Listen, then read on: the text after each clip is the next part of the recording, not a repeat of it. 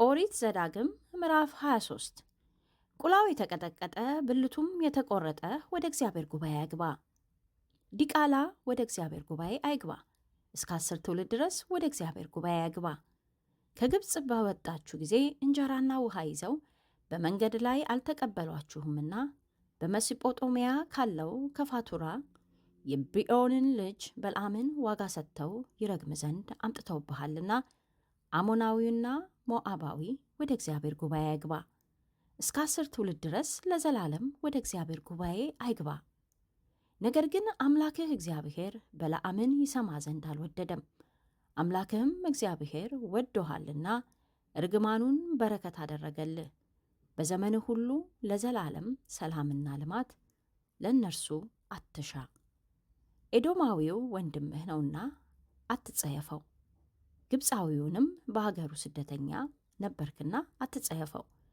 ከእነርሱም በሦስተኛው ትውልድ የሚወለዱ ልጆች ወደ እግዚአብሔር ጉባኤ ይግቡ። ጠላቶችህን ልትወጋ በወጣ ጊዜ ከክፉ ነገር ሁሉ ሰውነትህን ጠብቅ። በእናንተ መካከል ሌሊት በሚሆነው ርኩሰት የረከሰ ሰው ቢኖር ከሰፈር ወደ ውጭ ይውጣ፣ ወደ ሰፈርም አይግባ። በመሸም ጊዜ በውሃ ይታጠብ፣ ፀሐይም በገባ ጊዜ ወደ ሰፈር ይመለስ። ወደ ሜዳም ትወጣበት ዘንድ ከሰፈር ውጪ ቦታ ይሆንልህ። ከመሳሪያህም ጋር መቆፈሪያ ያዝ። በሜዳም በተቀመጥክ ጊዜ ትምስበታለህ።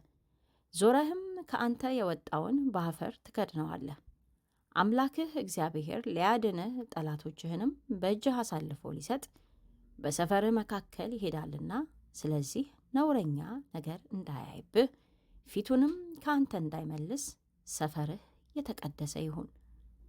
ከጌታው ኮብልሎ ወደ አንተ የመጣውን ባሪያ ለጌታው አሳልፈህ አትስጥ።